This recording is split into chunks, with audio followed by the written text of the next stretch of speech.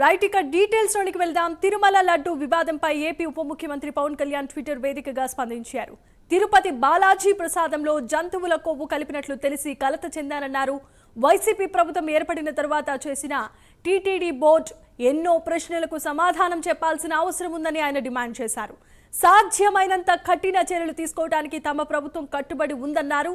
దేవాలయాల పవిత్రత, భూమి సమస్యలు, ఇతర ధార్మిక పద్ధతులకు సంబంధించిన అనేక సమస్యలపై దృష్టిని సారిస్తామన్నారు.